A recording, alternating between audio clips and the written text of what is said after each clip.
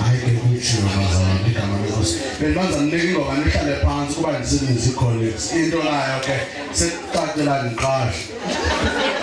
Kodwa ndingayihlabela uba ndinayo.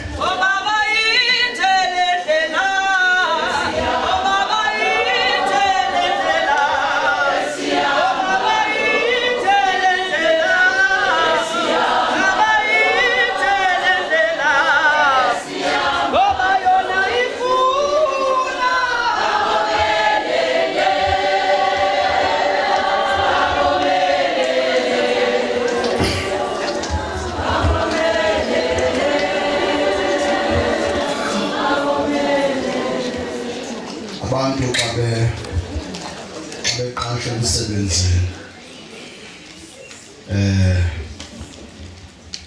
benziwa babe yifamily eyi-one. Abantu umuntu eyi-one, umlungu wami ube ngumzali. That's why ke kumane kuthengelwane ilunch. Akho sona ekuthengelweni kwami ilunch sister yami. Kwakho ilunch brother yakho ngoba nisebenza nonke. Sebenzini ke we are brothers and sisters.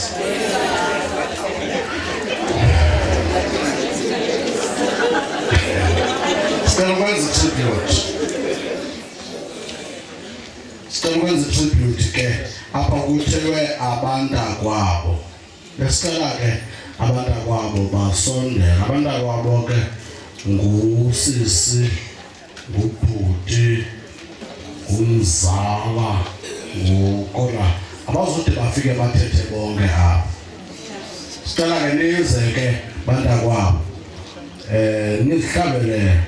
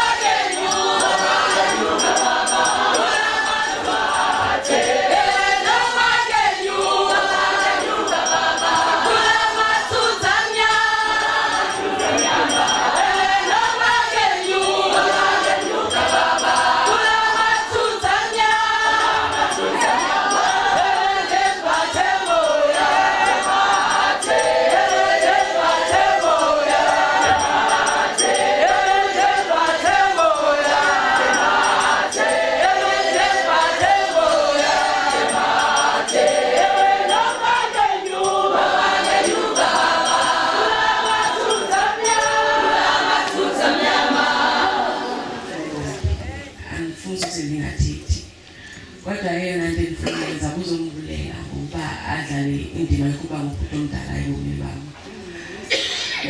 Mina bengingasokoli xa kufike ngesikolweni. Ngoba utata mama bengekho bengiyazi ukuba ubhuti uzovuka andise esikolweni. Angiphathanga noba i-weekend enkulu kangakanani na. Inhloko yakhe itho kangakanani na ibhabhalazo yonke lonto. Kodwa bevuka and bendimthemba ukuba uzongiqhubela into eyiyo. So ke ndabulela bhuti ngoba udlale indima yakho ebomini bami. Ndabulela ngothando lwakho. Mina ke bengizwa ngumavovoti andazi balavela phela. Kodwa bengingumavovoti bengingulivoko bhuti. Mama nawe didi niukhulisile ubhuti simbonile nimkhulisa phambi kwethu. Bekungekho nzima kodwa njengabazali nenamnyamezela nathi sisabona yonke into. So ke siyabulela ngothando lwenu nayo yonke into enisenzele yona inkosi. Ulale ngoxolo nophela. Uzothetha ubhuti.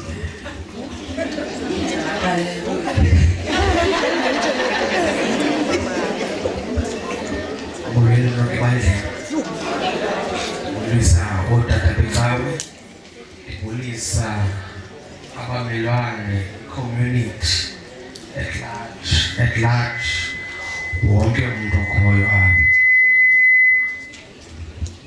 Ndizothetha ngomkhulu wam, ndizothetha ngebrother yam kaBesirhanuka, umuntu endizalwe naye sibe babini for about 8 years. Lushemnyanga kwenu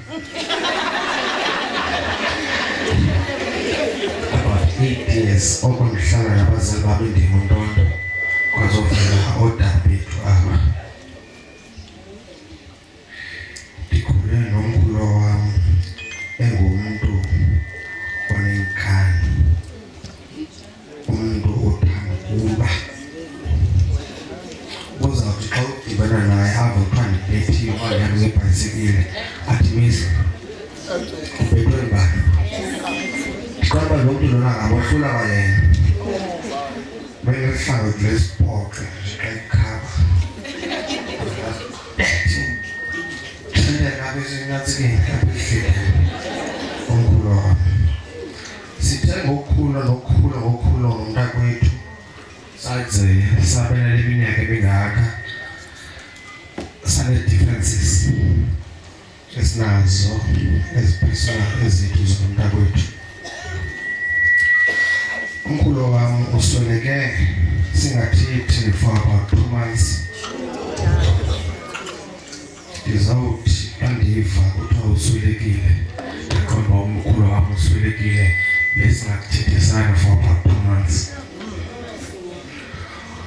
Ngoku ndime apha ndizothetha ngaye kodwa besingathethi. Ndizova sekuthiwa uswelekile. Besine-differences ngoku umntu we-differences umntu ozalwa naye. Into bendirhalela uku-emphasize is that xa uzalwa nomntu hlobanaye, because awulazi isuku langomso lokuphathelelo. Ngoku ndihleli nje apha ndinomvandedwa uba bendithethe nomkhulu wam ndathi hayi mhlawumbi ngezokulala because besikwazi bekesithethe. Besithi xa sihleli njengoba besingathethi khona umnina wethu ndive ngaye uba nakwekubuza upilo athi olwethu nako athi useyile lo.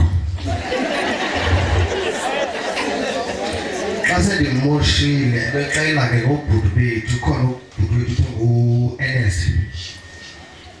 Ndiva ngo-Ernest xa esithi uthi ubana usile umoshile mqaphela endlini. Xa sifika endaweni zethu sihlala asithethisana. Xa sifika endlini khangela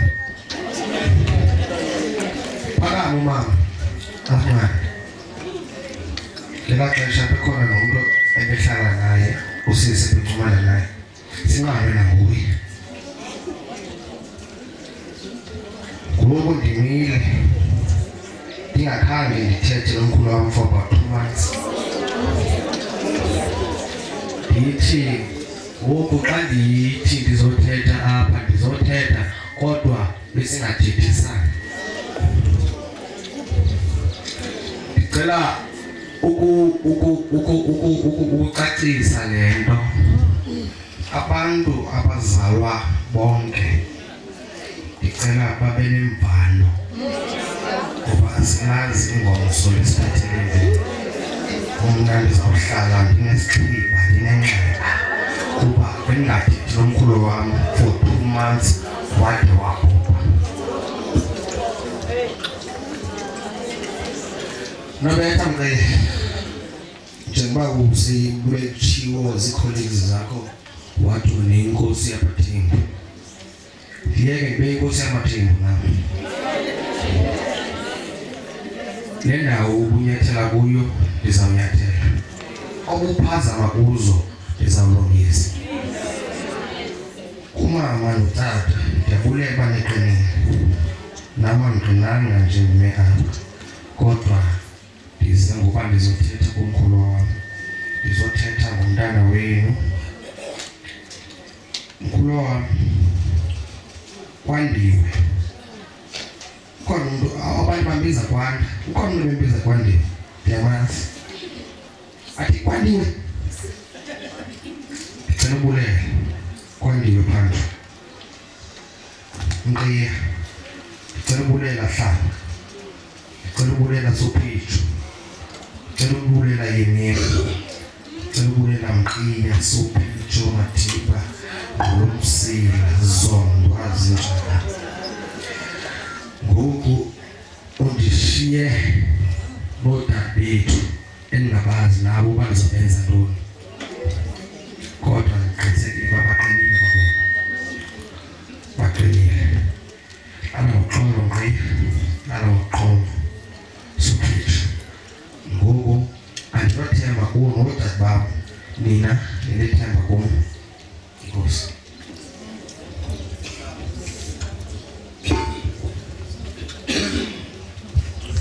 I-tribute leyo.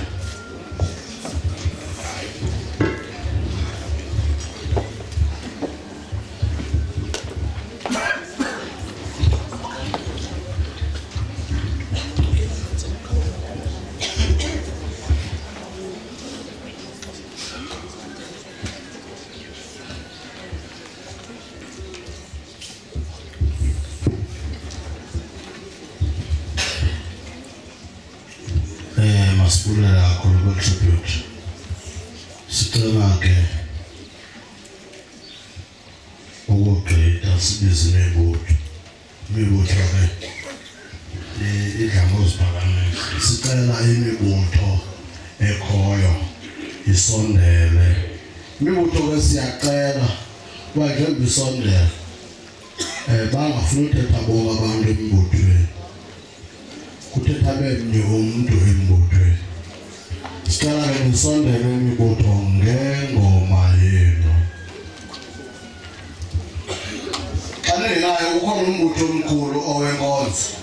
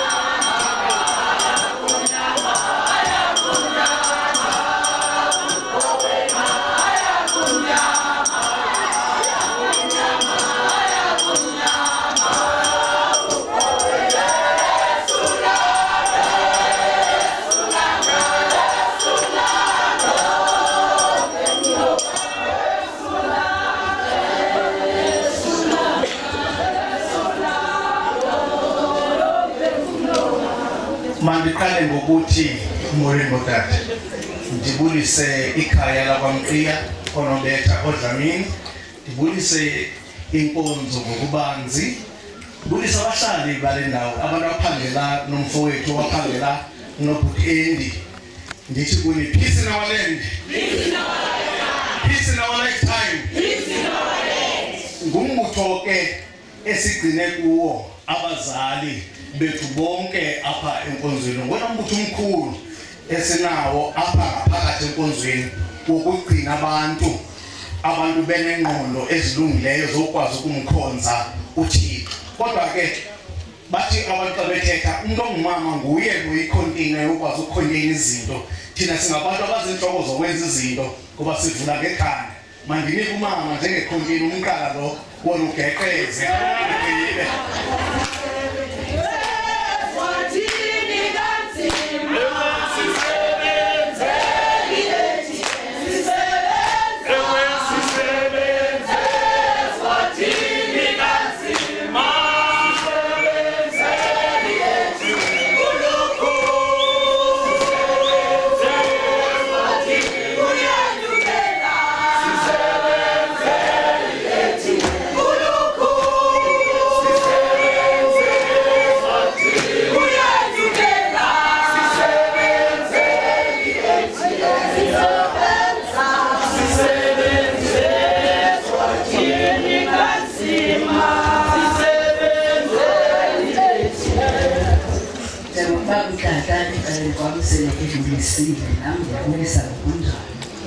Ndibulela olusuku lwanamhlanje uThixo athi wasihlanganisa apha kule ndawo.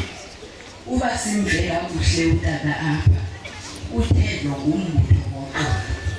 Ndiqinisekile sonke silapha kule ntente. Imeko ekuyiyo umhlaba esihleli kuwo ibuhlungu. Awuyazi noma njengoba uphila nje la kuzokwenzeka ntoni nangomso. Mandiyithethe inyani ethi urhulumente esiphansi kwakhe noko akasiphathanga kakuhle. Umntana ubetha umzali usenzo kuyinto njena makaphakamise isandla umuntu othi hayi zonke izinto zi-right. Ndicela phakamise isandla belo. So sonke njengoba silapha njena uThixo ungumuntu onenceba. Waba nenceba ngaphambili ebona uba kube emhlabeni wathuma unyana wakhe kuphela kwathamzeleyo ukuze bathi abamvileyo babe banako ukusinda. Kodwa ihistory iyaziphinda. Uba ngaba siyabona ngoku ilizwe esihleli kulo liyenuka. Abantwana bethu abamameli kuyinto inkosikazi ilingana nomyeni kanti uThixo wathi indoda inhloko umama uyintoni bayancedisana. Kodwa ilizwe esihleli kulo kubi siyevana nentente. Ngoku ke uThixo waphinde wenza inceba wathi kwimibutho ekhoyo yopolitiko makuke kube khona nalo mbutho uza ngelizwi likaThixo. Because umuntu akana ukwazi ba alawulwe ngomnye umuntu akana uphathwa ngomnye umuntu. Kodwa uThixo owadala umuntu nguye okwaziyo ukucontrol umuntu. So uThixo wezisa lo mbutho ke ngokubizwa ngoba yi-ATM ngobawo umpostile uNongqunga onguye ojongene nenkonzo yaphi yabapostile. Kodwa kadungana nenkonzo yabapostile ujongene nelizwe lonke kuba uYesu wathi xa ehambahambani niyozenza abafundi zonke inhlanga. So lo mbutho uze kuthi sonke singabantu base-South Africa ukuba sike sitshintshe indlela yokwenzeka kwezinto. Laa nto iphakwe laa xesha lokuvota and ndizawusheka nam nawe mama notata okhoyo kule ntente ngale mini ukwandile okanye ukwandiwe usihlanganisile apho ukuze sizova lenyani ukuze uthi xa usiya kwiballot paper yakho ngo-2026 ko-local government elections ukuba ngaba u-ex wakho uye wambeka endaweni ezawuphinde ijikele kwawena isazela sizawushiyeka nawe namhlanje ngemini kakwandiwe ndicela uba ngaba le nto ndithethayo ayicacanga uzuqhwethe noba ngomnye kwaba bantu bakweli cala okanye umama notata weli khaya ukuthi ithina le nto ithethwa ngulaa mama andimvanga kakuhle ikhona yona nto yithetha. So ndicela ukuzokuba ithi nina kuba uThixo unguThixo ozwisa inkululeko ebantwini. Andifuni ukuthetha kakhulu kodwa ndithi sinombutho obizwa ngoba yi-African Transformation Movement. Wona uze ukuzisa uxolo ebantwini ukuze sithi xa siphile ngoxolo. Peace in our land, peace in our lifetime, one God, one human race. Xa sisithi one God, one human race, sizama ukuthi umuntu mnye phambi koThixo. Enkosi kakhulu. Amen.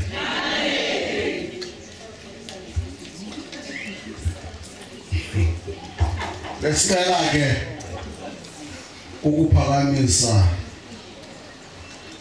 uceba.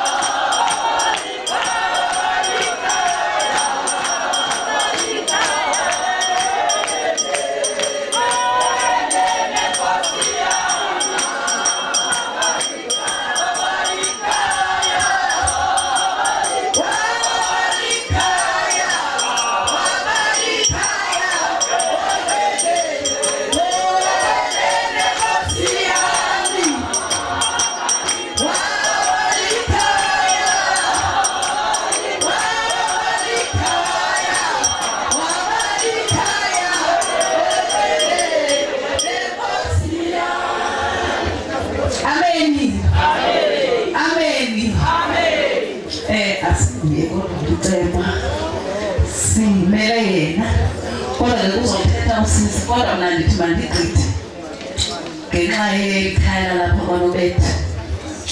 2016 ndandimntana wekhaya. Kamba ukwanda lo ebeyathi ngokusemdala usathi sifuna kuzokuthi kwanda kulaa gate. Bandithwele abamama ababili, umama notata bandithwele. Esihamba ngetransport udedi kude kwaTornado. 2016 athanda xa esikolweni bendimkhwazi mama bayingethi ndithi umntana imali kuyabhalwa bengabuzi. Leyo nto ndilapha kodwa kuzothetha ukuthi sisi othunyiweyo nguceba.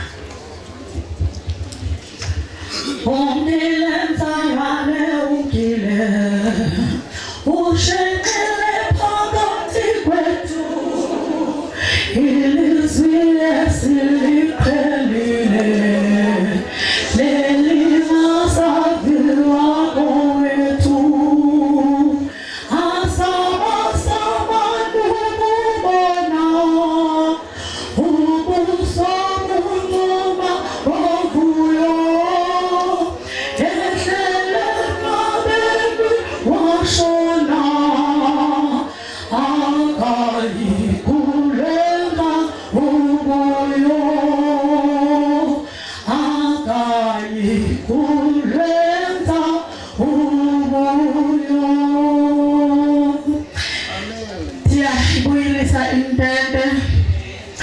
Ndiyababulisa tata bonke ngokushiyana kwabo ngesihlalo. Ndibulise oomama abakhulu ngokushiyana kwabo ngesihlalo, ulutsha. Ndingayilibalanga ifemeli yalapha ekhaya. Ndizawuthetha ngokwandiwe ukumazi kwam kuba ndidilishana nabantu. Okokuqala lo mntu uthethayo ngunikezwa nguNolutho wendele ebelungwini, unguwakomiti wale ndawo. Obengamazi ke ndicinga uba uyamazi uNolutho ngoku. into endizayithetha ikakhulu kuba lo mfana kwaunobangela woba ndibe lapha ndiyamazi ndiye ndanisazela ndazimisa ke nezinye izinto bekufanele uba ndiye kuzo namhlanje. Ukwanda ukumazi kwam kukhona intombazane lapha abaninzi bayamazi kuthiwa nguLizzy umqhwabile. Xa ndicinga caba uLizzy uthathe ibhiya yakhe kuloo ndawo uyalila ke ngokuLizzy walila indlela yonke wayofika kum uba ubethiwe ngempama. Ndikona hayi bani uzoqhwaba uLizzy mosakwazi uzilwela khawume ke ndibhinqe ke ndiye kulo mntu ubetha uLizzy. Xa ndifika nguKwanda ndiyamazi uKwanda hayibo ndifika nam sendisithi umqhwaba njani kuhleli uzokuqhwaba umntu akazukwazi mos ukuzilwela. Wathi hayi khange ndimqhwabe mna uyaphosisa lo wabesithi lona umbethile uyaphosisa undiqhwabile ngempama undibethile suphosisa thethileni. Uthe ndisenomsindo ndinjalo bandikhwethele ecaleni ndicela uthetha nawe wedwa sister. Ngifika ke okay xa sifika ecaleni afika athi xa ndithethi nawe ndimqhwabile. Hayibo umqolile ndiyihleke atena ke hayi ingakuve wathatha ibhiya yakho selesithathe ibhiya yakho. Ndizakuthi ndimaziko loo hlobo okoko ke ngoku siyabulisana xa igqitha sistere wonke loo nto leyo. Okay ndibuye ke ngoku ndizothetha njengoba ndisesisanda sikaceba ndizawuthetha ngento endiyaziyo ke bantakwethu kuba enqabile phambi kwethu. Ungumntu ongahambiyo ngenxa yemeko yakhe ke zimbini izinto wazile nto zayo so akezi kwindawo ezinje ngoba uthi funeka aphinda ahlele uba ngaba uzile so siye simmele ke xa sikhona. Ndizothetha ngalamanzi anqabileyo angekhoyo ndicela uxolo mna ndingulolutho bethuna ningandibethi ndiyazicelela ningandibethi bahlali amanzi awekho kodwa ke amanzi siyawalungiselelwa ngoku njengoba besitsalile kusithiwa zii-illegal connections. Umasipala uye watshekisha wabona uba upipe lo ufakiwe utshona ngapha awukho waqonda ke ngomakenze nowakhe ukwenzela into yobana sonke sizawufumana amanzi ngoba ekuqaleni zange awufake kakuhle upipe waphelela ngaphaya ahamba ngezantsi thina apha eMantla sonke besingenawo amanzi. Ndiyixolisele ke loo nto njengoba ndibona kusetyenzwa ke ngoku ufakwa loo pipe. Ndiyaxolisa ke bazali uba masibe nethemba mhlawumbi uThixo uzawusinceda. Ndithi kwikhaya lakaPhantshwa ndiyacela Nkosi yam akwehlanga lungehlanga ubi akukho nto ilula ebemncinci uKwanda naye bekufanele uba ebesengumntwana one-future. Ndiyacela ke bantakwethu ndicela nilale ngecala kuthiwa phaa eBhayibhileni qha ndiyazi uba ndawoni phaa eBhayibhileni kuthiwa umntu into ezelwe ngumfazi imihla yakhe mifutshane igcwele zindadawo. Enkosi.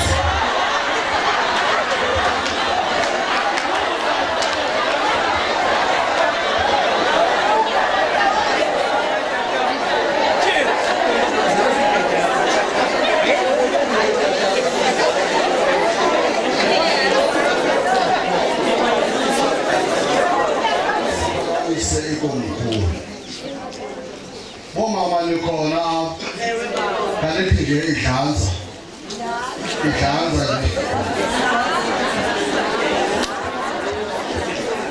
ngihalela bomama nibonisa iikholezi zami zaseCapitec uba ukwandelo nimkhulise kanjani.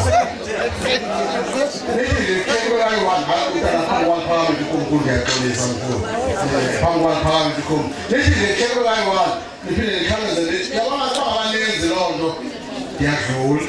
Oh,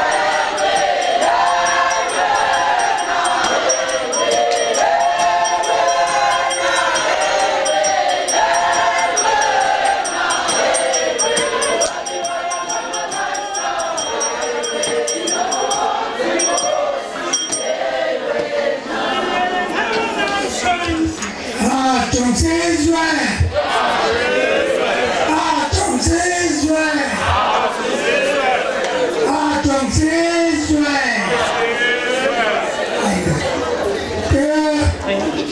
Muzi. Walapha eKrizani nakweli khaya lakwaNubetha singalo apha ngendakekhehle kulo. Ngizawunika unotata usekani kwami ibhodi le yami yalapha ibe yiyo ebethe ntonga yilowo.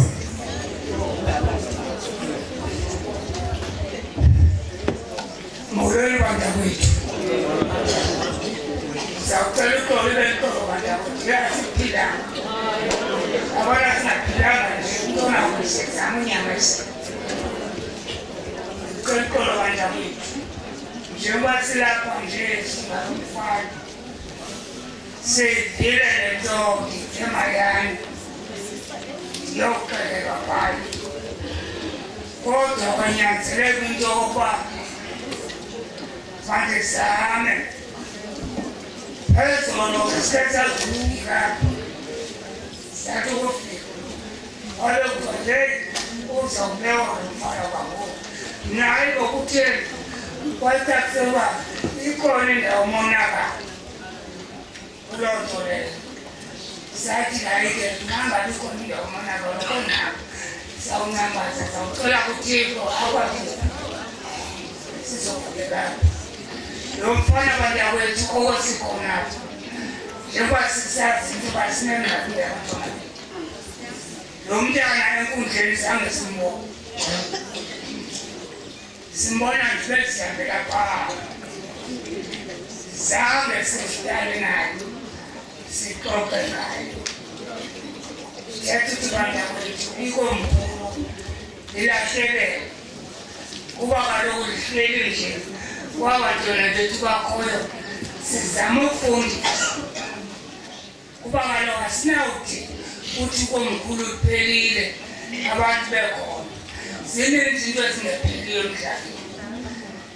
Njengobantakwethu hayi lo mfana akho nto besizalisa ngako mfana bezilala ezilinde zilalele ngawo emali kujane akomkhulu inabulisa akhe akananto akwayithetha ngoko ke bantakwethu simxelele indlela nathi alale kathi inkosi imsele imdamsaqale inkosi fena. Amen. Sibulela kakhulu kukomkhulu. Ukudlula apha kuprogram zenu kubhaliwe ngokwathiwa intshumayelo abantu abaziphetheyo, kodwa ke sivele nekhaya sicebile futhi lasivumele ukuba siqale sibulele then sigqibele ngentshumayelo ukwenzela uba sibabulele bonke abantu intshumayelo umfundisi okanye inkonzo ababulela bezansi emhlabeni babulela phezulu. That is why ke sicela uqala ngombulelo. Sicela ke apha kubhaliwe kwathiwa Nkosi uVulithuba Sangoni noDaluzulu. Ichazelwe ke uba akukhahlelwa emngcwabeni. Ngoba sebakhahlela nabo into nayo ke sebesichazela. Sicela ke baphakanyiswe basondele bazokubulela abantu abalapha. Ndiyagqibelisa ke uthetho xa egqiba ukubulela ootata bazasibulelela sizawucela ukuba oomama basiphe ingoma enkulu. Andizuphinde ndiphakame ndibize ngoku. Sizawucela oomama phakama basiphe ingoma enkulu sibe sesinikela inkonzo kootata. Enkosi.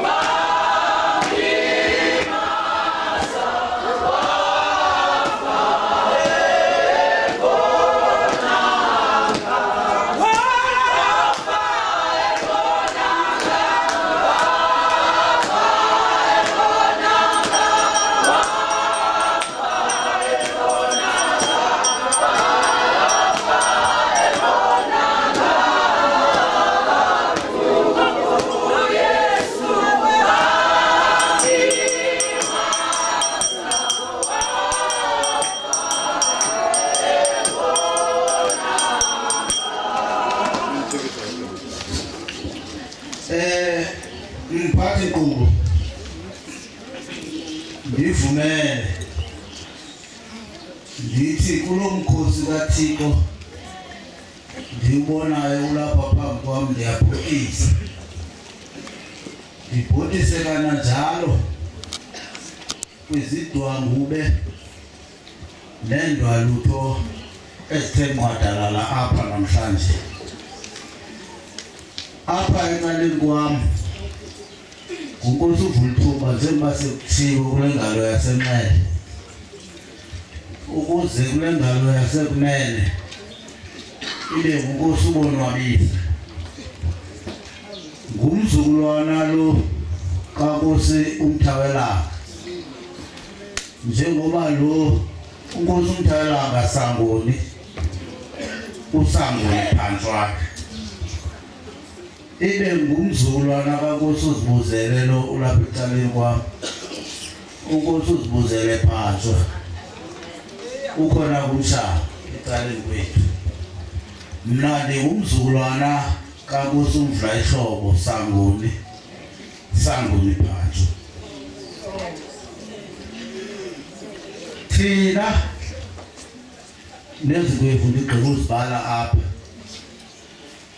singumcephe ucandiwe nokwandiwe lo ngenxa yokuba iingcambu zethu ziphayiqwana. Kodwa ke saze sazontshula kulo mhlaba waseMthatha. Ngoku sima apha ngokuthunywa kulo mzi wakuthi umzi wakwaHlanga Amaqhiya. Usithi lo mzi masizothi enkosi kuni ligama elifutshane ke lo. Kangangoba besirhalela uvele sitolike nje lona sisagqiba sihlale phansi. Ngelithi enikwenzileyo nonke kuhle oko silapha inkosi isikelele. Koko sibethwa kuba ubunzulu bezenzo zenu singangathi sinigqwagqwile uba sibulele ngolo hlobo. Yenzeke loo nto uba masande kancinci embulelweni ngelithi ubhuti Andile lo uMqhiya uMthembu uBhuzubhuzu nale nkosikazi yakhe uMadlamini bamtha unyana lo wabo izibulo ngokuba ngukwandiwe kuba bekaphela into yoba njengoba ukhehle uyiseka bhuti Andile wanqwenela uba lo mzi kaHlanga mawande ngonyana wakhe lo. Ngoku kwandiwe mpela ngoba kuvela nelitholi leduna. Ndifuna ukuthi ke ngokufutshane izinqi zalo mfo zenze yaphuhla loo nto uba ngenene umzi wandile. Simvile apha intombazane ithethe sithi ebeyivala igephu katata. Utata xa ingekho bendingasweli into uzawundisa esikolweni. Ibizizinqe ezo esithi thina singamaqhiya kuyabonakala uba ibiligorha eli. Kuyabonakala uba imbewu kaNobetha le. Asikwazi ke uThixo akaboni ngenxa yokuba ezi zinqi zakhe zenze yasithela kuthi into yoba kanti angasandulela kamsinya kwangaka. Kodwa ke sithe sakuhla esi sithwakumbe sasingcweleha ngakumbi ubhuti Andile noMadlamini nosapho lwabo ngokwalapha endlini nomzi wonke kaHlanga. Izihlobo izalamane zangcweleheka noko. Kodwa ngenxa yemiyalezo ethe yavela kwinkalo ngenkalo ivela kuni bantu bethu abasithandayo. Ngenxa yokusivelela kwenu nisuke kwindawo zenu nisiya iingxaki zenu niqonde into yoba asinaba kule meko sodwa nezapha nazothetha nathi. Bambi bethetha nathi ngelizwi likaThixo ngoba lona liyabopha. Satsho kwathi qwele satho sangabantu ndifuna ukuthi nisibuyisele ebantwini ndingabala nje ngithi abanye bangena epothini bakhupha imali besikhasa ngoba usawubanzi akukho umuntu namali siyasazi isimo salapha eSouth Africa abanye bangena ezihlantini bakhupha izinto zabo imfuyo yabo uba makubekho ukuxhela okhoyo apha abanye igrosari inintsi into endingayibala ekugqibeleni kwafika into yoba kuzawufika le mini kwaphuma amadodana le ndawo apha kuthi ke eKlagbar ayomela lo mfo ukwenzela into yoba umzimba wakhe uhlale kwindawo ahlala abehleli kuye oyise noyisemkhulu abantu bebehamba apha hayi khange banyukele iswekile nani alizonyukela iswekile ngoba bakhona abapheki phaa ngiyafuna ukuthi ngamafutshane asinawugqiba umbulelo namhlanje mnintsi umbulelo esinawo kuzawuthi ngowentsuku ngetsuku aba mnango kuyehla ndinike lapha kumntakwethu ukuze athi asawugqiba unkosi bonwabise enzizaziso enkosi Nobet bese kulisiwe kwaye kanti izuxele esasilithethi sakwaDlamini besike sathi ngaphambili sathi sona asikhwenene kuba kaloku izonyathela kule ndawo siyinyathele kuyo umntakwethu Dabuzuko bethu ngamafutshane qale le ndawo isizwe sakwethu sikhulu kakhulu futhi ke umuntu olandela into zembali uzawuyazibunga ngabaso xa kuphama betha ufuna ukunqwala uhloniphi kuthi ehlanga unqwale kakhulu ke ngoku ukuthi umqiya ubumadiba obekaphi nendawo esirhoxayo kodwa asisanga kuloo nto ke namhlanje ndizama kuqala ubulela amawethu abathembu ke abakhulu ohlanga bathume bonke xa umeke kule ndawo une-advantage obona wonke umntu yekati uba selihleli ne-advantage naye kodwa kubona wonke umntu khona amaqhiya apha asuka koomqanduli khona amaqhiya asuka kooKlagbar eqokolweni zonke indawo thina ke singaba basuka eqokolweni singusangoni ke nophanjwa sibuleleka kakhulu ikomkhulu lale ndawo siwavile namazwi enkonde elizimele inkosi Dumisizwe sibulela ke noceba nesandla sakhe nekude abazenzileyo eBhayibhelini sizivile bethu amapostile amahle lithi khaya liyabulela besiba ke sawungena emvini kwentshumayelo sibulele kakhulu ke ngoku nakumuntu ozawusiphathela ilizwe lasemazulwini umyalezo wasemazulwini kodwa ke siyabulela in advance mapostile ngakumbi kwayana enyamba nayo bashumayeli bakho ithoka manje ikhaya liyabulela lenze kwashushu kwekhaya futhi ke kumuntu obhekebheke uyazibhaqa sewuhubuliwe la kwayana isonto sibeke ndawo sibazi ngamadodana sonke sewuyisile kodwa ke lesinazi indawo lesikuxhenza phakathi ukuqulwa kamanje ngamandla ke elibandla lasepostile siyabulela kakhulu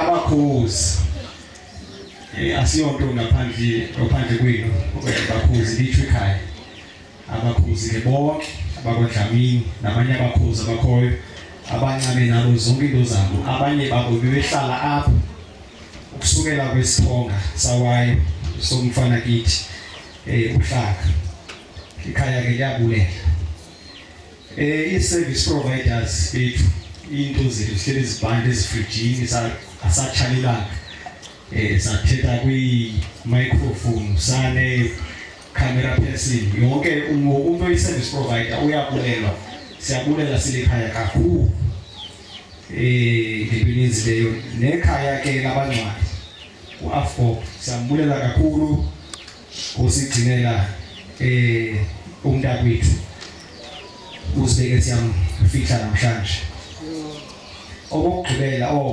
ikhona imibutho kanti yibona kodwa imibutho ibikhona siyayibulela naye imibutho kuba khona imibutho yokuhlala nezinye inansika sasekuhlaleni. Siyayibulela ke imibutho neganelo elenzileyo apha ekhayeni bakaloku awubiyonto ungekho sembuthweni. Imibutho ethile ke ithi bakwisithonga namhlanje kwanamhlanje sebekhona bezosuka inyembezi bezokwenza into ezithile okuba kufihle kumhlaba. Ikhaya ke lithi kuyabulela. Izithethi bethu zonke ngibulela kakhulu nomfana lethi ngeuhlange lethetha wasishiya namazwi obulumko waphilisa nabanye abantu kumyalezo ebenawo umkhulu wakhe osishiyileyo. So sikodwa ke sizibulela siziquka kabanti linye inansika izithethi besizithethile. Sitsho-ke nabakwa ibhanki enkulu anisababoni isekhona ibhanki enkulu ikhaya liyabulela. Ndizawuthi ibhanki enkulu ke bakaloku bendincokana nomntu lento nini abantu baseCapitec. Ndithi mani apha eMzantsi Afrika noba uneyiphi ibhanki kodwa uba nawo laa Capitec umkhushileyo. Noba uno-FNB uno-Capitec, noba uno-ABSA uno-Capitec, noba une-Investec uno-Capitec. Yenza ke loo nto sibe nenkolo ethi niyibhanki enkulu.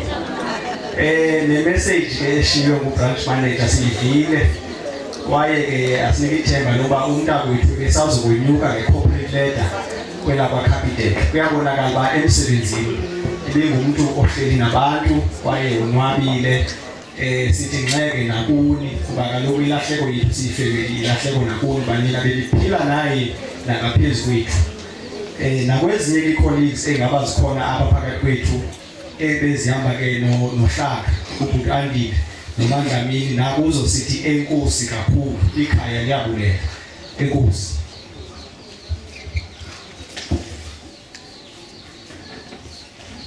Namba ngibulise iphela okwami ke kufutshane kulingana nami. Ndiyabona uba ndisikelele ndawo kuqabajonga nehaji.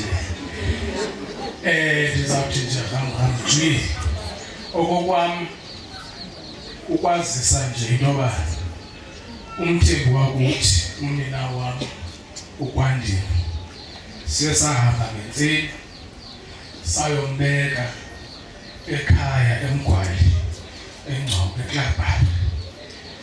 Fike ke umntakwethu samfaka endlini enkulu wakhothwa amanyange ohlanga.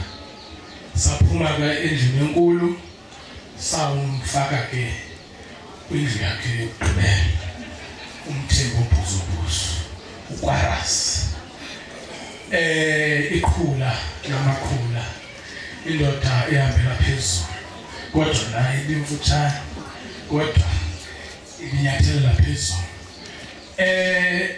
Sabuya ke eKlabhari saza ke apha kulo mzi katata omncinci nomama omncinci uAndile. Into ke esisithethe ithi kuba ke sesishwakathele umsebenzi samfaka kwindlu yakhe yokugqibela umntakwethu. Sawuthi ke emva kwentshumayelo xa kusamkelwa ufefe sicele wonke umntu ukhona amanzi asezikomini apha ngasegeyithini uhlanjwe khona izandla.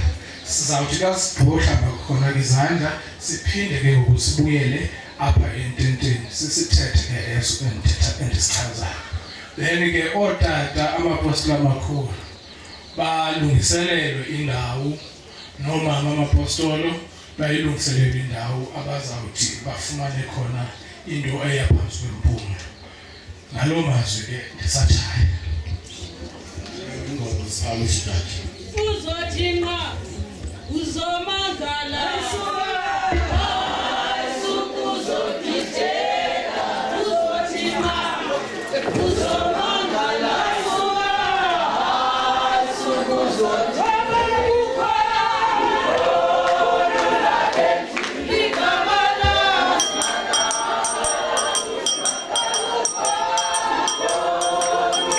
Thank you.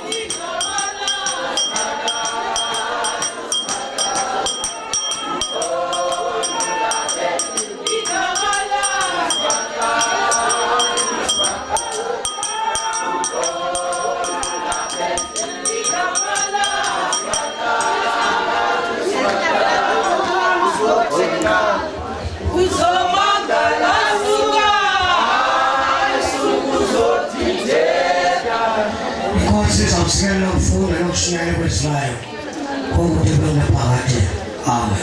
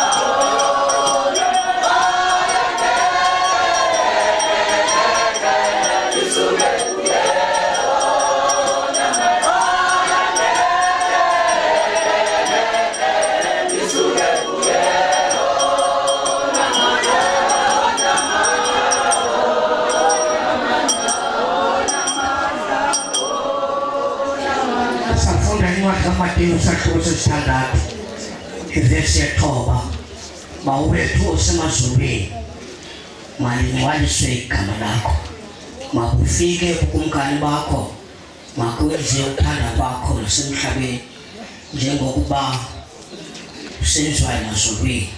Siphe namhlanje isonka sethu semihla ngemihla, usixolele amatyala ethu njengokuba nathi sibaxolela abantu amatyala kuthi. Ndicinga saphetha ngale ndawo nje usixolele amatyala ethu njengoba nathi sibaxolela abantu amatyala kuthi. Endawo yesibini incwadi yamaroma sahluko sesibhozo ubomi ngokomoya. Konke kongoku kukho ukugwetywa kwaba kuKristu Yesu, abangahambiyo ngokwenyama, abahamba ngokomoya. Wandithatha ndimbele sisono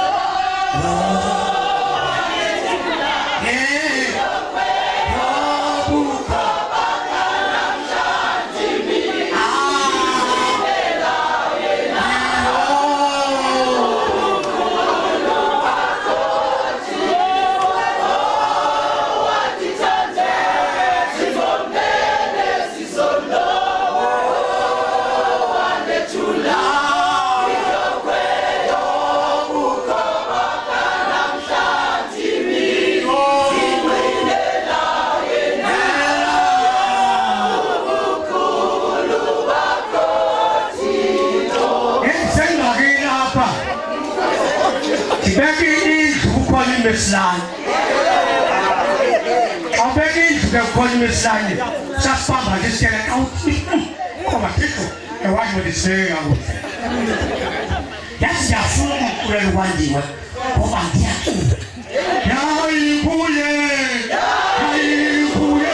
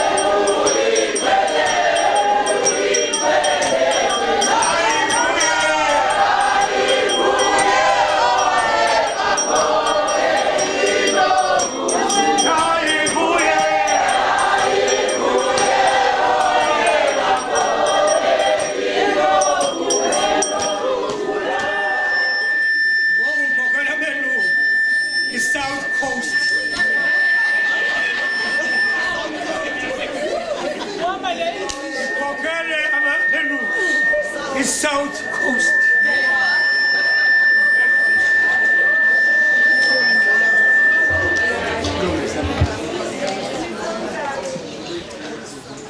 Apha abaposti babona amakholwa ethandaza azapha kuYesu amkela ukuba sifundise ukuthandaza. Ngoba nalini sihlangana namakholwa ethandaza. uYesu akafuna uba bathandaze bathethe ngomlomo, wathi kubo thandazani nenjenje. Ngamanye amazwi umthandazo wabafundi bakhe awukho mlonyeni, usesenzweni. Akekho umntwana ozalwa egama lakhe lingumzalwane. Akekho umntwana ozalwa bentombi kuthiwe ngudade. Lo magama onke obishophi nopastor nabefundisi ngamagama kaThixo. Yiyo lento kuthiwa uliphathe ngobungcwele igama lakhe. Ngamanye amazwi uYesu ubengathandazi Thixo, ubethandaza uyise uKristu. uYesu ngumuntu ofana nami, lo kuthiwa nguYesu. Ngamanye amazwi uyayazi uba uYesu usengenzeka uba ngingamagqina sometimes.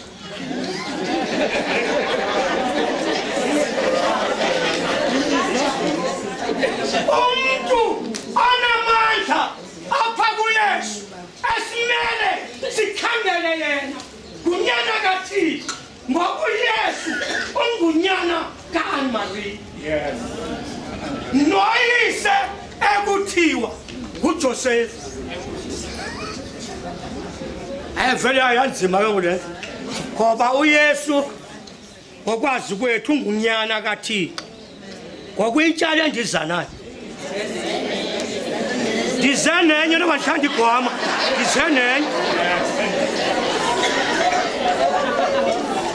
Masibuyele umva siphikise uThixo nengilosi, siphinde futhi ngamandla esinawo siphikise kwalo Yesu.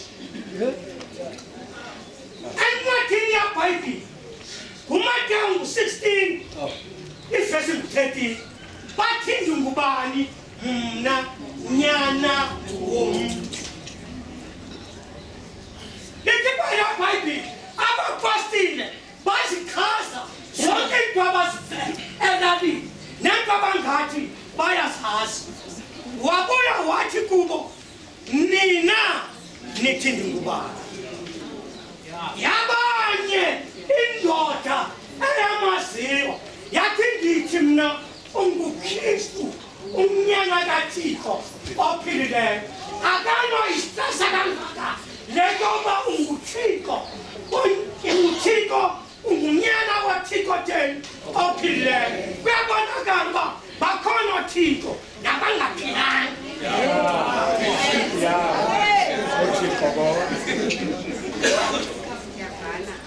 Ayibona.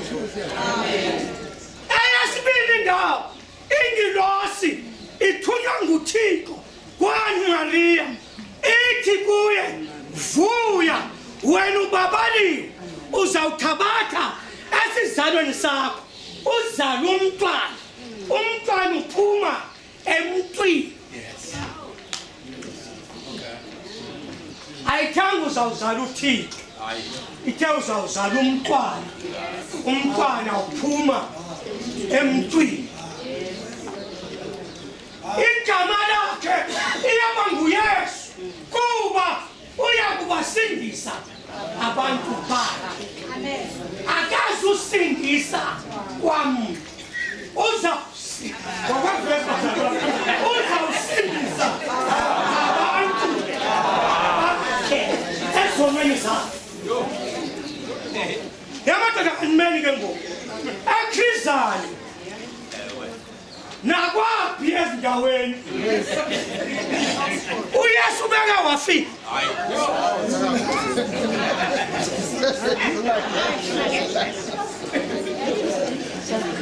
Apha ekhizani umuntu nje wambona lethu sike sahlangana ngoba bonke abantu bayamamkela ngokwenkolo ayikho mbike kodwa ngokwenkolo nopastor amxela umuntu uthi ndiyakwamkela Yesu nomuntu wathi ndiyakwamkela ngena phakathi kwemuntu wathi naye so ngamanye amazwi inkolo yakhe ekuthethwe kuyo mhlawumbi ke nyani unayo akho umuntu ongayiphikisa loo nto kodwa umbuzo wami uthi ukhona noko wambona akukhona mnye umuntu ongazambone uYesu yintoni isizathu hayi ngokholo wabethwa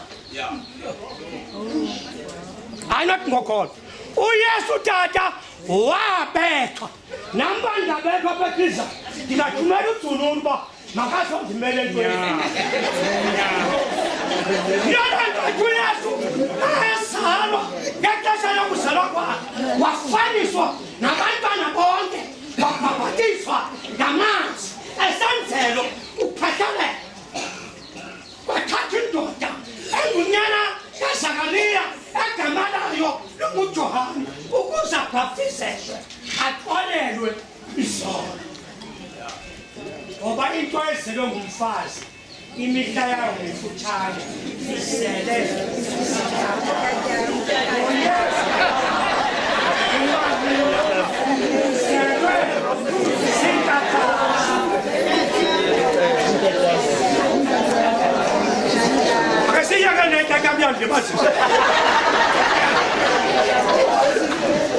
Lanto sibona phi uYesu xa eneminyaka ayi-29 uYesu ubenocalucalulo engekahlangani nokusindiswa awunosindiswa ngokuphakamisa isandla usindiswa ngoba kuze umsindisi. Hallelujah. Amen. Bless me now.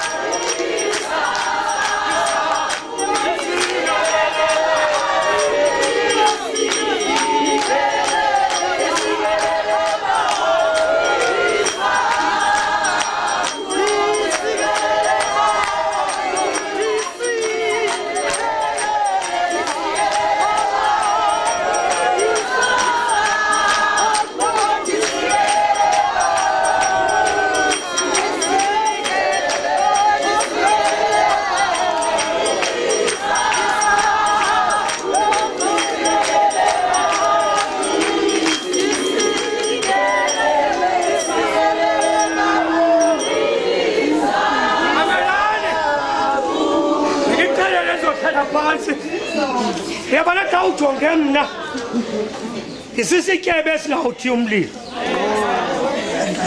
ndihamba ngeentlobo zemoto andiyiqhelanga le nto kuhamba ngenyanga ndityebe uyazi ntoku umtyebe uyalunga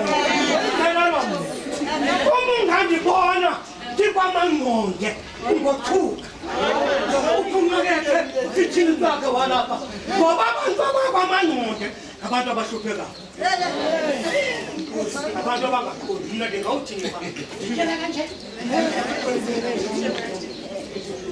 umbuso awungaka unawo akukhona uYesu ane-29 yaminyaka wayendodeni ajangali nguJohane ekuthiwe izawuphaphathisa abantu ngamanzi emqolweni lesono nasenguqukweni noYesu wayapha umbuso uthi unesonono impendulo eyo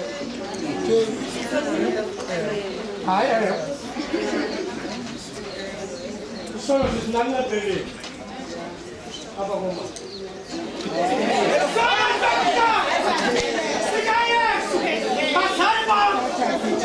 iBhayibhile ithi beka uyihlo nonyoka ukuzimisha yakho nolubi ayithi beka uYesu ufike etempileni kaThixo ukhamakhepho namakhephaza athengisa uhobe etempileni ithi iBhayibhile waqalisa bhodwe wathi yakhe owabeka akhanti ithi beka ithi beka sona sikaYesu sona sikaYesu sesibili uThixo wamisa isabatha ukuze ihlonitshwe abapostoli ababevamise ukuhamba nabo balamba wababona emasimini belambile wakwentshula umbona wabasa umlilo ngemini yesabatha wathi jojani nidle bambuza ayomini yesabatha wathi ndim inkosi yesabatha sona sakhe sesibili befanele kaye pha kulamntana ankuve pha kodwa lithi bani wenyuka uYesu jonga amanzi akadibani nomoya kufuneka ube kuvela apha emanzini ngeke uthi ungaphansi udibane nomoya kufuneka unyuke ithi iBhayibhile wenyuka kwadabuka ikhusela uThixo wathetha apha kuYesu ngoba uThixo akakhonzwa esipacini ukhonzwa esemntwini onuka njengoba nawe kunuka haleluya amen wathi uThixo ebona umoya ohlala kuYesu wathi lo ngunyana wami oyintanda engikholiswe nguye igama lalo moya uKristu simfa kanjani lo moya nguKristu akudiba apostoli baba ubona lo moya abapostoli abathathu uYakobe uYohane noPetros wathi kubo ningabaxeleli abantu okokuba mna ndinguKristu ngoba igama liyabulalisa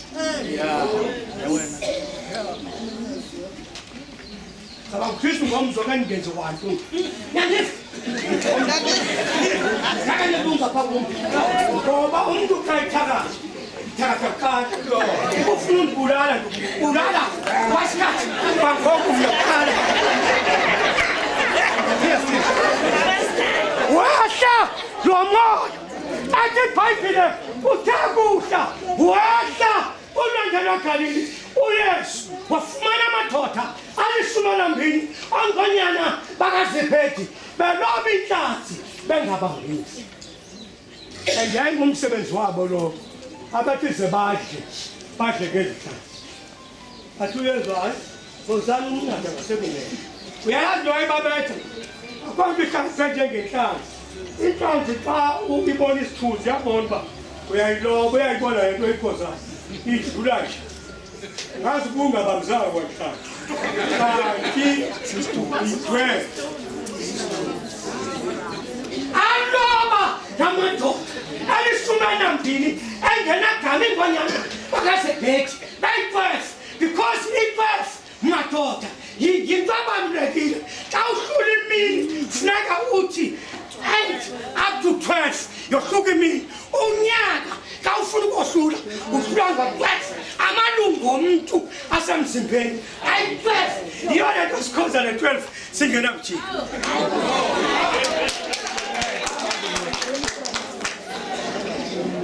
waphuma uYesu ke iBhayibhile wahamba namadoda eneziduko yabona jonga ndiuqhizama mna unganceza yabona xa ungawuqhamuka unquba lo ngomkhanda lo yakubele ichomi yami sendipha emnyangweni isithuko dad hayi ndunquba egaleni hayi ndingumngishana hayi ukhiza abantu kuphela kuba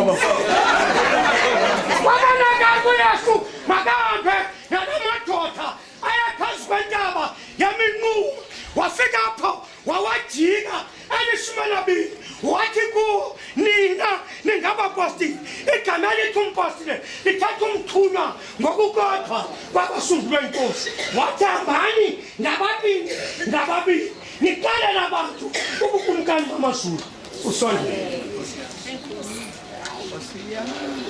Hallelujah. Amen. Kwaba kumahluko ngexesha likaYesu nexesha likaJohane. Ngoba uJohane ubabhaphatisa ngamanzi. Abaphostoli ababelandele uYesu babebhaptizisa nabo ngamanzi emhlabeni omileyo wase-Inoni. Bafundi bakaJohane aphela amanzi eYordani ahambe bekhangela angathi akadusi. Ubhabhatizo bazalana lunye ayaguma kadumi asakomtini ayakokomtini into xa ibiza ukuthiwa ngamanzi.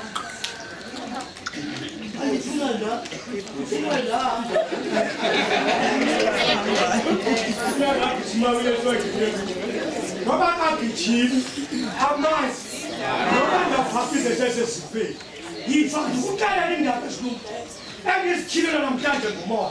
Kukho ithenwa elalisenqwelweni lathi lipha enqwelweni elithena lahlangana noFilipi lasenqwelweni not emlanjeni lathi wathi uFilipi kwalithenwa uyazazi na ezi zinto uzilesayo wathi omnye ngizawuzasinjani ndingenamthileli umntu athilele umntu ngumoya oyingcwele ngoba xa ungena umoya oyingcwele awutshintshi.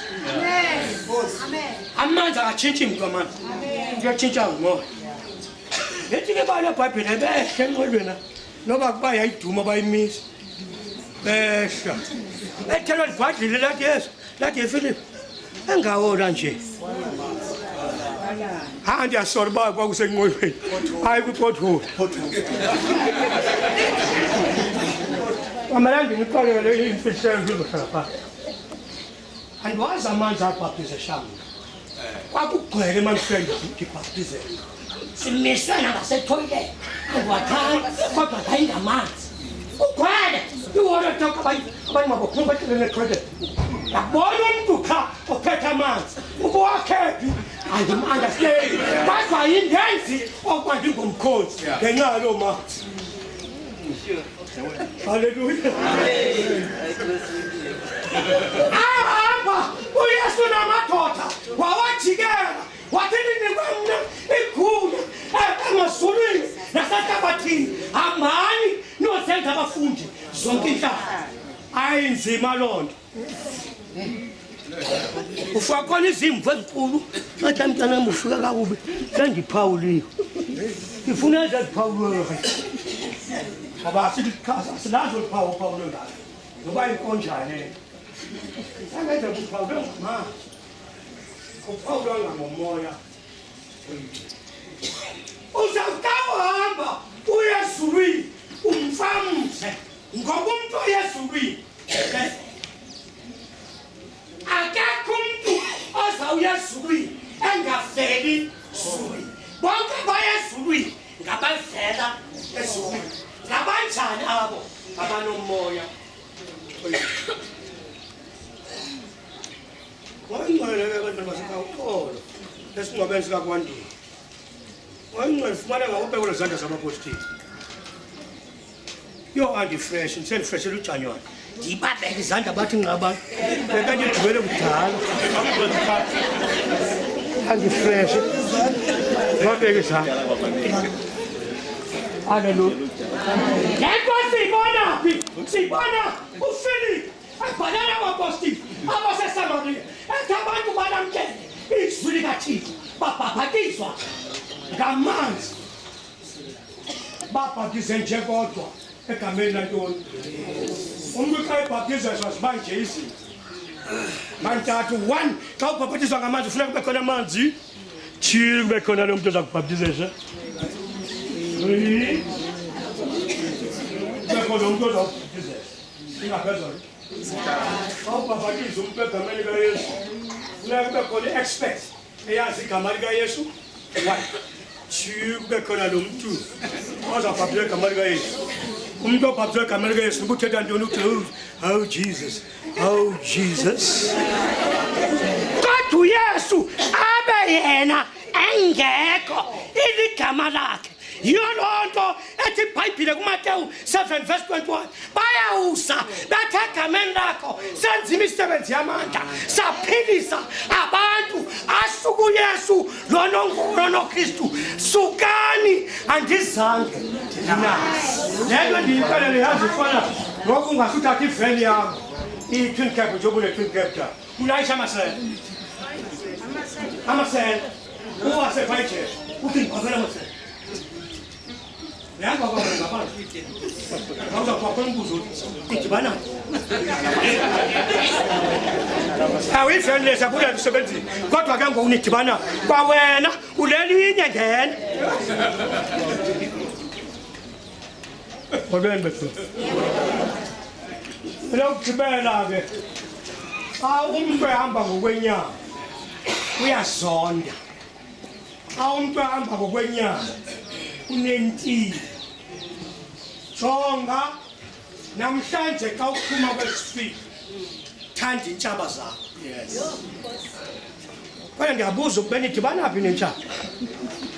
Akadibana nawe ngokukholwa thona intshaba ngalithi yakho kodwa intatha yami ithi uthando othanda ngalo abantu abakuthandayo luthando lwabafazi umuntu akuthandayo akanokusa kubomi obungapha umuntu ongakuthandiyo nguye okusa ebomini obungunaphakade ngoba kukhona abakhonzisi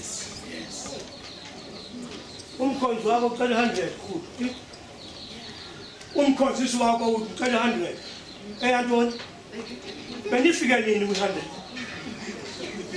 nephezulu so namabazo obsezulu ngoba ubushe emthelazweni lo baba bathethwa ni akangusiphi ebomini bunjani bonke abantu ke bantwana basekhaya bafuna uYesu akazange wemka wangabuyi yahamba nonilandela umthethele angumoya oyingcwele ndizawubuya ndimamkelele kuni ngokwami kwincwadi ka-1:17 ayimadoda ndikuphasta ndikuthi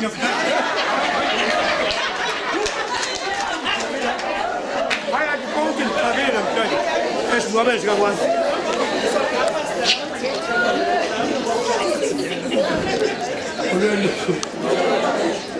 uYesu akekho umuntu othi xa ithandaza angathethi inyani akekho negwirha ibeka ngqobo uThixo ngoba babo babili lithi kuThixo nedumbu zi-8 negwadani bathi mabayivathi express ngipende naye utsho kuThixo wena ngawuyepha kuthi ifike uyathaka uthakathela ntoni ngeke iphele 30 minutes iveni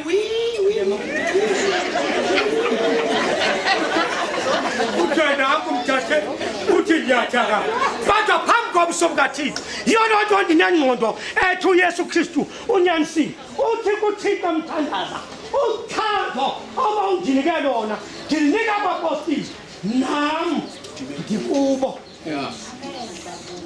ufuna uYesu ufuna abapostile hayi propaganda lekhaya elifuneka ketsheni ngokuthi sathona sala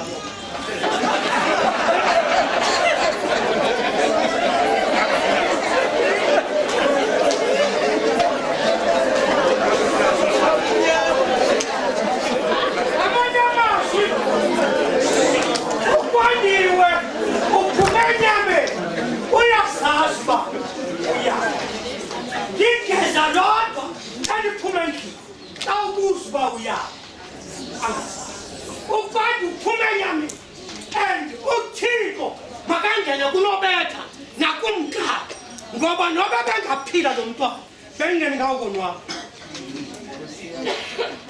Kesa be paralyzed abe into ethetha ngezandla izawuva njani ngoba ubengisekile nabi mayidlule lona niqonda uba yile nto beliyifundisa imela ngoba lesandla yabona abasha abantu basebhankini khona abantu abasha ngengixelele inyama ningamangciwa abahamba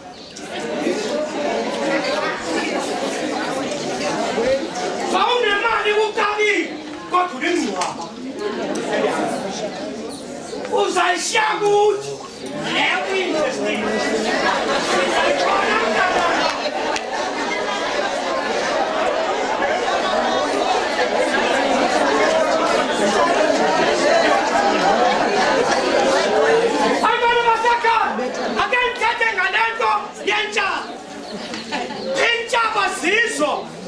kusempumelelweni yes uthatha nokhalo uthatha umjova uyawungingqinela bango-DA bam basiwe kwaba-DA zintshaba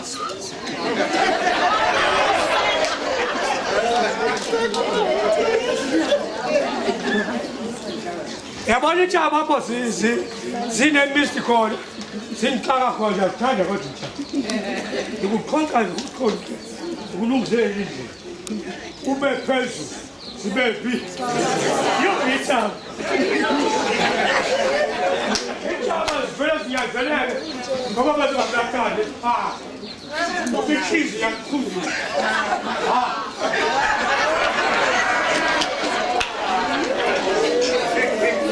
intaba basalo zizo ezizawisa empumelelweni ibhayibhile kwake kwathatha indoda enoKristu engazazi uba inoKristu agamanayo ingudavide udavide uzalwa nguyise akamazi uyise ngowakhe funa ukumbulala ngoba akamazi uba ngowakhe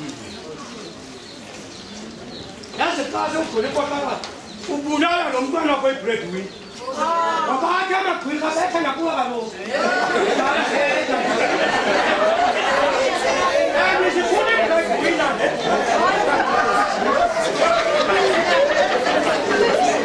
Nikibana phaibile izoyeka basalwa banenzela bani banyunye kodwa mandiyenzela bangakwanda ngingaba wena andikwandiwa nomntwana lo ufayithile notwala lo yakakhulu nebhiya qhobe nabantu enza yonke lento kodwa akaqele inyani wagqiba ukwandi ukhonza wonke umntwana wenkokeli wagqiba hayi niqonda uba kungagubha abantwana bangabazulwana tata omncane singabayeka singabangcwabi ngomntwazana nkonzo womuntu wazosinika ba ukwandi wehle ibhiya nje uyayazi uba uyisengumvelele uzawukhona abaposi lapha benabakuthatha wasiba ukuthi uba ikhona uzawuya ngoba zangabulale mna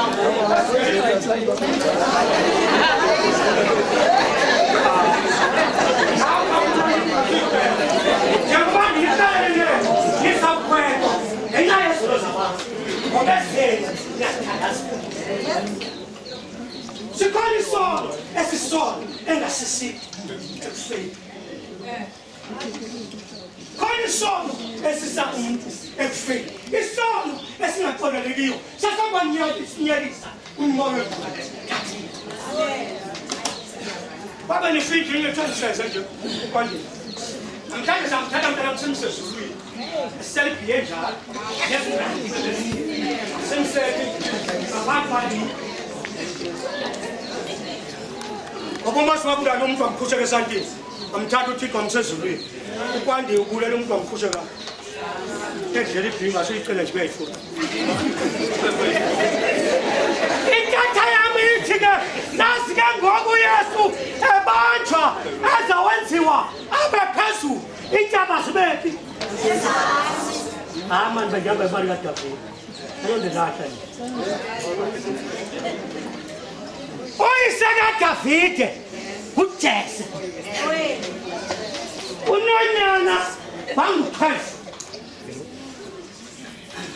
uDavide uyinto nje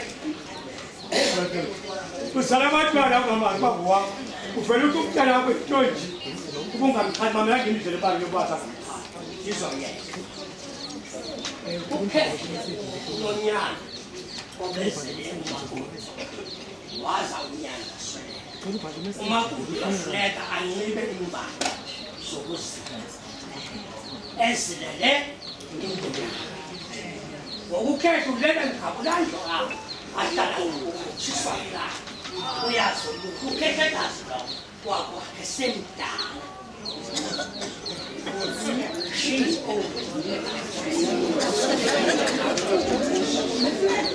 wathatha kumonakazana ngentsimbi yexhoba ukujiyela kule ndlela kuyo ungamxeleli umamazana awu sheme salamu makoti imini yonke sibhitile ixakipa ayiwazi ba-20 ngokutandazela ukuthi akajikele ulanti ephuma abukhetha uthe wena ambonana ebantwaneni ancama lo makoti akuthela umamazana wathi hayi utata sakhe kujikele pha ngensimbi yexoba into akuxelile wathi umamazana mntanam saphezokuba zakho zokusa ungayi uzawuyama awuyazinami ketha bukheteka yabona ke namanifesto waka ndifaza ndingekho pha kulani yani manifesto waka yabalisa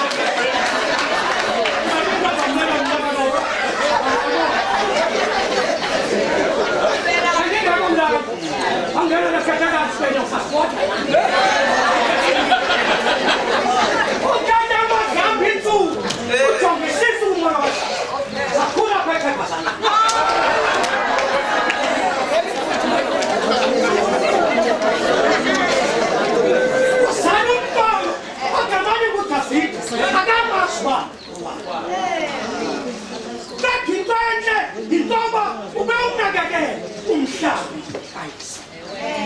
wafuna ubuyise ambulala bathi ngabise zakhe izandla wamthuma kwindawo yamahlosi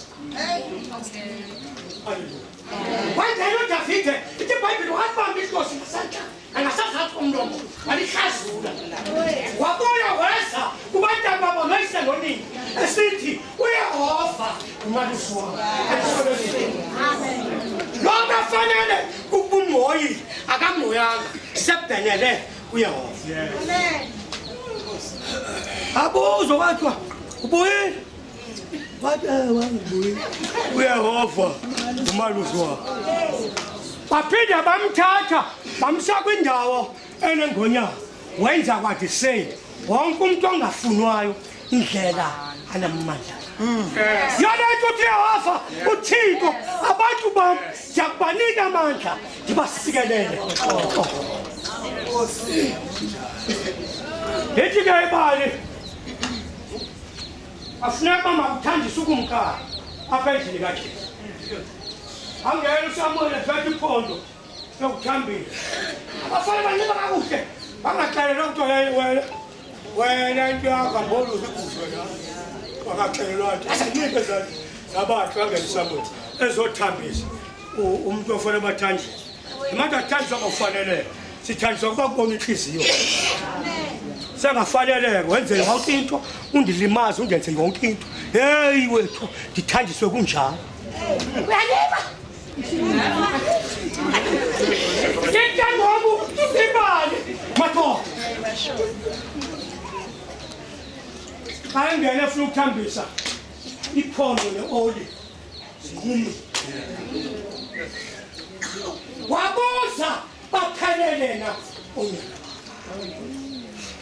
ngoba uyamazi uba uThixo ayingomlomo oqangaka yiloo nto sikholelwa uNonqulu ngoba umlomo kaNonqulu ayingomlomo oqangaka njengoba silapha sonke sinomoya oyingcwele ovele esandleni sakho ayingomlomo phelele hayi baphelele wathi yayinquma oyanquma Jese baphelele ewe baphelele wajese baphelele wathi abaphelele ngaphandle kwento nje esendlini lo mntu ongakabisekanga funeka uqiniseke uba nguye lokuthandazayo imithandazo yonke oyenzayo neyenziwayo noma uzibona usemile nje lo muntu omjongele phansi ngoba lo muntu oyichaba lwakho namhlanje itshomi yakho yangomso thanda nami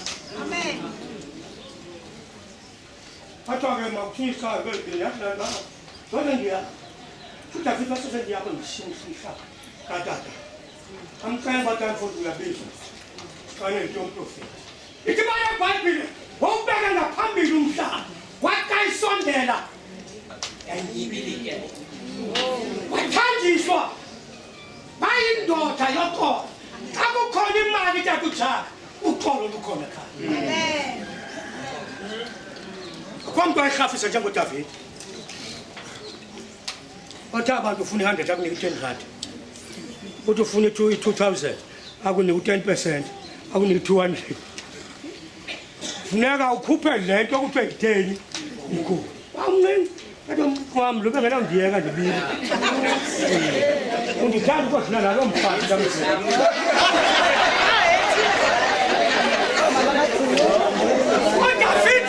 bantwana basekhaya wathanjiswa wagqitywa waba yindoda eyakhuqobo usiqalele amatyala ethu njengoba nathi sibaxolele abantu baqoleka ngemiqathango ewe yakufa ukuba uqala uqo ngoba undonile ngantoni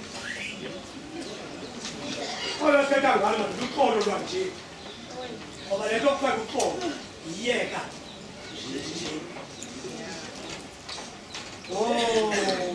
akukho bantu elibanyamela uqolo sometimes njengabantu abakholwayo ngoba umuntu otshayisanga ngoba umuntu otshayisanga uyamthanda ngoba xa ebophile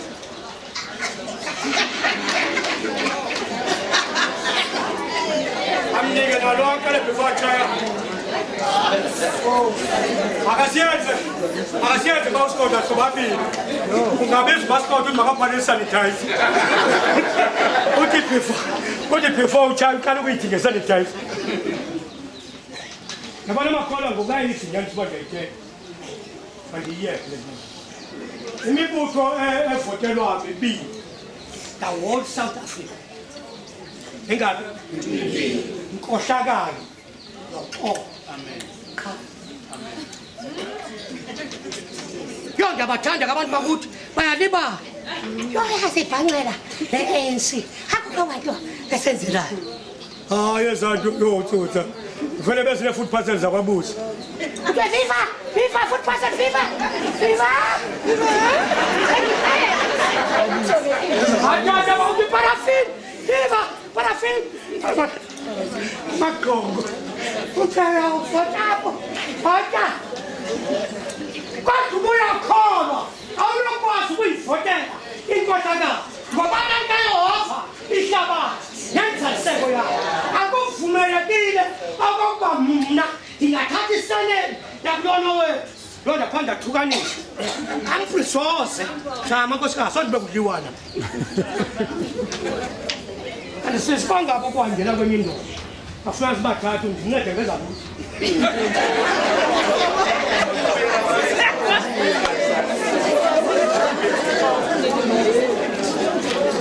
ozukonda uba madoda yandile inkohlakalo akekho baxhaphakanga abantwana abangamantombazana abatshaya isufu le nto izolimaza isizwe emadodeni ngoba indoda yindoda yesizwe uba siyavumelana votelani uqo i-ATM ewe ndiyakuva uthi uyacanvasa ewe unyanisile ndiyacanvasa ithi into yakho Ngoba uyakholwa usiyapha lokho. Phela ntoni? Ejiye. Asingo khongolose. It's a movement. Manje nikalele to dala phansi. Nike uqaphe ukuthi. Kwani. Nancy ni.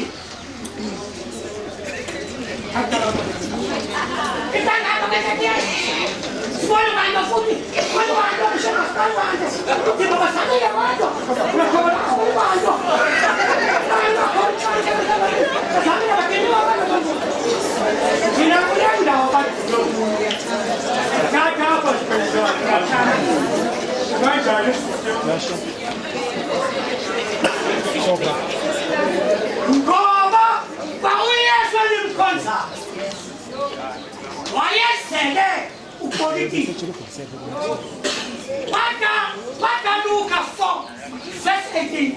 Umoya wenkosi. Verse 1. Ethenge ingalo. Yangithambise kwashula.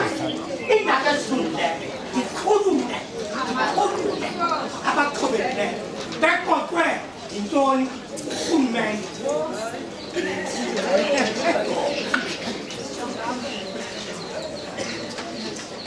Hey, wamba ngexesha lomfana ligcwele inzima kakhulu. Sitsho ku-2026 andisawuwina. Awenza ngiwancane kule gema amaqhinga. Imane ufaka amaphepha, lapha ngiwathatha kula maphepha. Endifashe nebhalo phepha eselinayo. Nidlalile kule gema. Game down indaba yenu. Siyangena siyaphatha. Phatha ATM! Phatha! Khula ATM! Khula! 7! Yes! 7! Yes! 7! Yes! Unokwazi! Mntana zakhaya! Abakuphathalile! Ungevali! Nenkosi! Ngoba inkosi zizo ezinabantu! Inkosi ayibekwa! Iyadlala! Ukhaba uyabekwa for 5 years. Emveni simtshile. Yayeka abantwana basekhaya sinikela utata ubenza umsebenzi wakhe. Into endiyithetha kwanyanyisa. Ngicela ungixolele. Umbuzo wami uthi ke uzawuthi phaa egcuwa okanye ndawo usuka lo muntu ebakhubekisa ungakanani.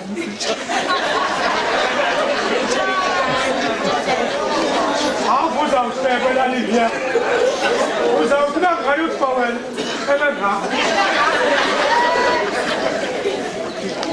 Abantu ababambe ngenhliziyo namhlanje singcwaba esakondini benze liphalo. Amen. Abantu ungabagcini. Unephutha mama sami dongamthandi umolokazi. Uyayazi iphutha onalo uzawubethe kathi. Baba kulolu. Awuzubhaya. Baba mthandi umolokazi. Mama zala. Uyamane ukufundekela uba lo mntwana ngizange ngiphelele. Uyakuphendula umolokazi lapha kusasela.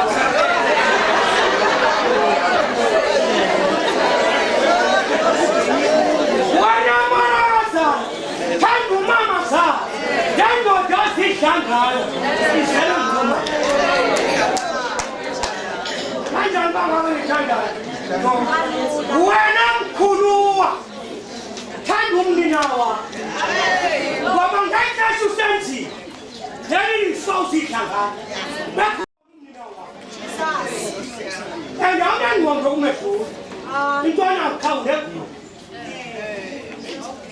njengabantu bonke babikhona ifa emhlabeni likhona sesizweni abakosi lezindaba afazi bazana abantu baphilayo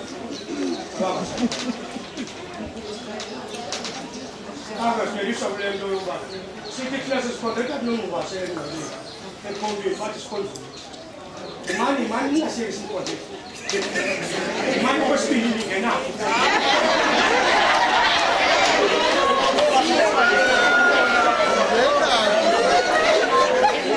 siyakeni simkhona ngoba uThixo simbonile apha kuye side fuma ingoma ethi uma ndisuka kuwe ndingaya sicela ukusuka kuye asikwazi ukuthi jonga uzawuphoxeka suka kuze ubona usuka kanjani empini unento yakhe ngendlela yokuhamba nomoya womuntu uphinde kamfuni akokwazi izawuma akokwazi ifumisa kwabandala uyisesaphi komuntu obanelifa nonine kathini nakuyo le mihla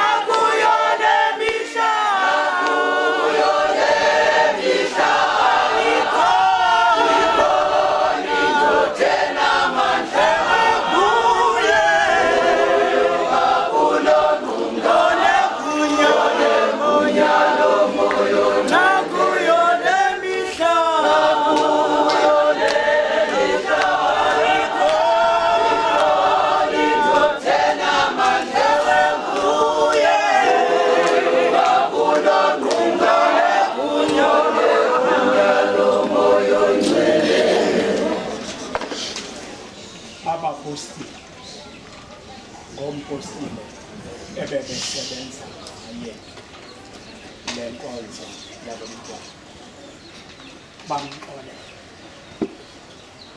zonke iziphoso ebecenga umkaphezu komhlaba enazo uxolele akasenasono ukwandile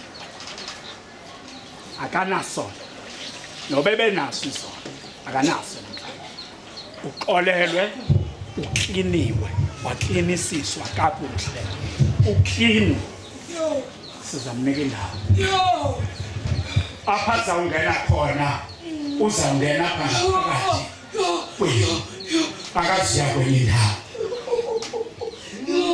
cela ke singene kuloo nkonzo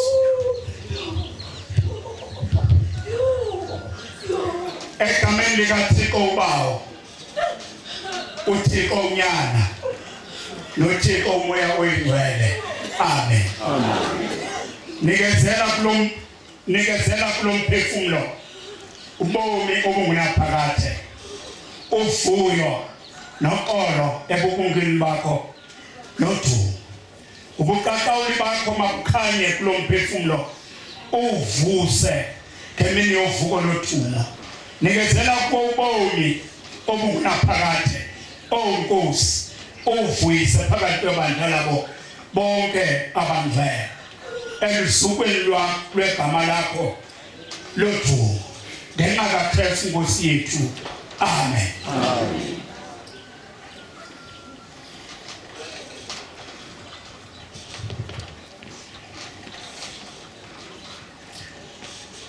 kwandiwe phantshwa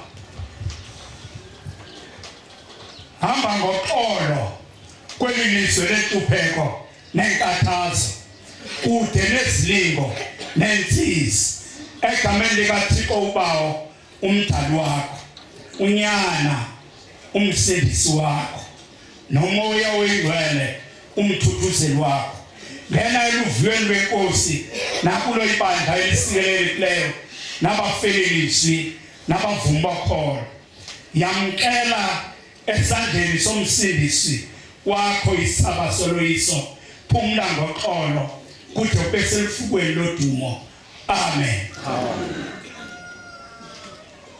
igama likaKristu usomandla osithanda ukuthina bakuKristu Yesu malibongwe lisukiswe ngonaphakade amen inkosi mayiphakamise inkosi mayikusikelele ikugcina inkosi mayiphakamise ubuso bayo phezu kwakho ibe nenceba ngawe inkosi mayikusikelele mayiphakamise ubuso bayo phezu kwakho ikunike ubomi obungunaphakade amen sawucela omnye otata uDA asinike ufefe Inkosi mayisikelele ngigcine. Inkosi iphakamise ubuso bawo phezulu akukhanya. Inkosi mayisikelele ngokho naphakade. Amen. Fefe nothando loThixo bakudlala lekamoyingcwele. Hlale phansi sonke ngokho naphakade. Amen.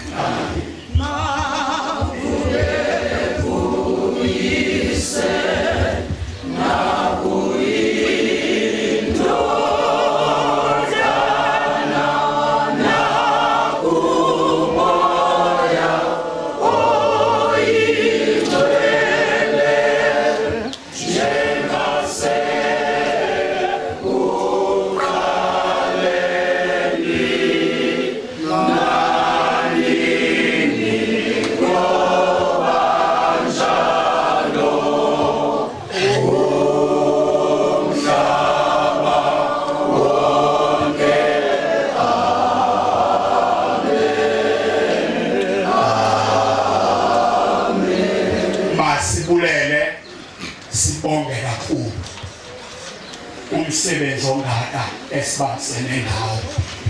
Wonke umuntu lapha bekufuneke lapha ngokuthixo uluxolo. Sibulela kakhulu ngalo mazwi. Enkosi.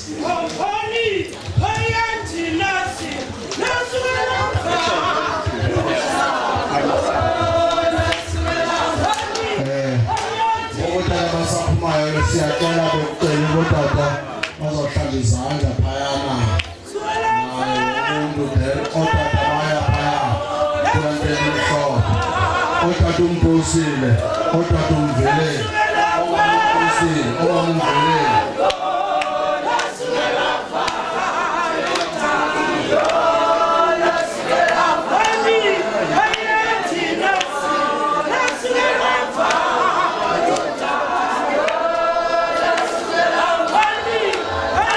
nabantu baseKlagpani bayacelwa baendosa uhlamba izandla baye phaya ententeni nabantu baseCapitol.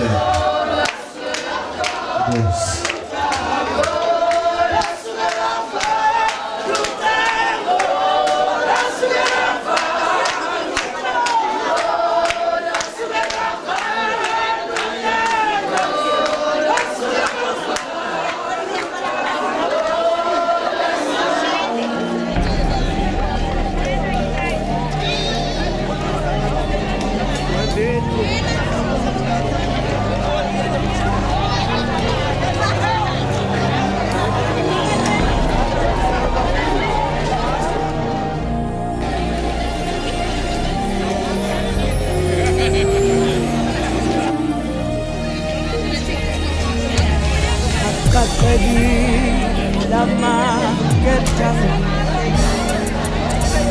iphumukile okile bengisebukhoneni benkosi ebongitha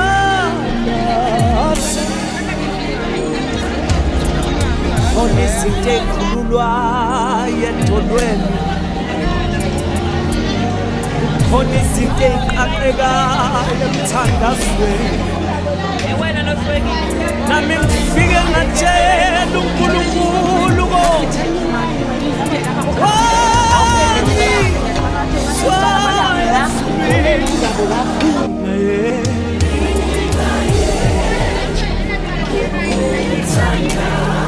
ungayeki mama izulu libhekile sengashintsha lolu daba yazi abantu bakudelile abantu bakujikelile uNkulunkulu yazi inhliziyo yakho sengashintsha lolu daba